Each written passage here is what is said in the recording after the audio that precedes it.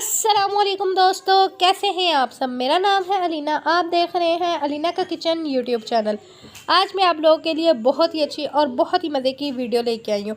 लेकिन वीडियो शुरू करने से पहले मेरे चैनल को सब्सक्राइब कर दें और बेल आइकन को प्रेस कर दें ताकि हर आने वाली वीडियो का नोटिफिकेशन आपको मिलता रहे। शुक्रिया। तो जी आज हम बनाएंगे इमली की चटनी, जो कि बनाना बहुत ही आसान है और बहुत ईजी है, जो कि हम खट्टी मीठी चटनी आज घर में बनाएंगे। यहाँ पे मैंने लिया 2 गिलास पानी के और यहाँ पे मैंने ली है आधा किलो इमली, जिसको मैंने पानी में डिप कर दिया है। और आप लोगों ने इस चीज़ का ख़ास तौर पे ख्याल रखना है कि इमली जो है वो ब्लैक कलर की ना हो। हमने रेड कलर और ब्राउन कलर की इमली लेके आनी है। अगर आप ब्लैक कलर की इमली लेके आओगे तो उसमें बिल्कुल भी टेस्ट नहीं होगा। इस चीज़ का आप लोगों ने ख़ास तौर पे ख्याल रखना है। यहाँ पे मैंने 2 घंटे के लिए इमली को डिप करके रख देना है, क्योंकि जो इमली जुड़ी हुई है वो सेपरेट हो जाएगी। इस वजह से हमने बनानी है इसकी चटनी। यहाँ पे 2 घंटे हो चुके थे तो हमने इमली को इस तरह से सेपरेट कर दिया था। अब हमने क्या करना है, जो इसकी गुठली है वो हमने निकाल देनी है और जो इसका पल्प है वो हमें चाहिए। तो अब हमने सबसे पहले मेन काम क्या करना है, यहाँ पर हमने चम्मच का इस्तेमाल नहीं करना, अपने हैंड की मदद के साथ ही हमने इस तरह से इसकी जो गुठलियाँ हैं वो साइड पर करनी है। तो अगर हम इसकी गुठलियाँ ज़्यादा साइड पे करने पे आएंगे तो ये बहुत लंबा चौड़ा काम हो जाएगा। तो इसलिए हमने करना है अपना शॉर्टकट काम, जो कि बहुत ईजी और बहुत ही आसान है। यहाँ पे हम लेंगे एक छाननी में थोड़ा सा पानी ऐड करेंगे। इस तरह से हम इसमें इसका पल्प ऐड करेंगे और हमने ऊपर से अपने हैंड की मदद के साथ जो इमली है वो जिसके ऊपर इसका छिलका है वो हम उतार देंगे और जो गिटक है वो हम साइड पे कर देंगे और इसके ऊपर थोड़ा सा पानी डालेंगे। पानी डालने के बाद आप देख सकते हैं जो इसका पल्प है वो साइड पे आ जाएगा और जो इमली है वो भी साइड पे हो जाएगी।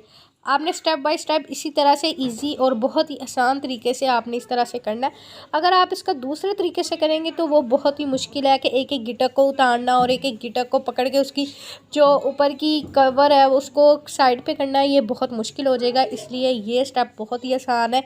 इस वजह से आपने इस स्टेप्स को लाजमी फॉलो करना है और किस तरह से आपने इसकी जो गिटकें हैं वो साइड पे करनी है कि आप लोगों को बिल्कुल भी मुश्किल ना हो। तो जी दूसरी साइड पे मैंने यहाँ पे लिया है 11 गिलास पानी, जो कि मैंने गर्म करने के लिए रख दिया है। जैसे ही हमारा फुल पानी गर्म हो जाएगा तो अब हमने क्या करना है, जो पल्प था वो मैंने सारा निकाल लिया है। इमली की गिटले बिल्कुल साइड पे कर दी हैं और पानी हमारा यहाँ पे फुल गर्म हो चुका है। तो अब हम इसमें पल्प ऐड करेंगे। तो आपने इस चीज़ का ख़ास तौर पे ख्याल रखना है कि जब हम इसमें पल्प ऐड करेंगे तो आपने चमचे को हिलाते जाना है, बिल्कुल भी आपने अपना चमचा नहीं बंद करना हिलाने।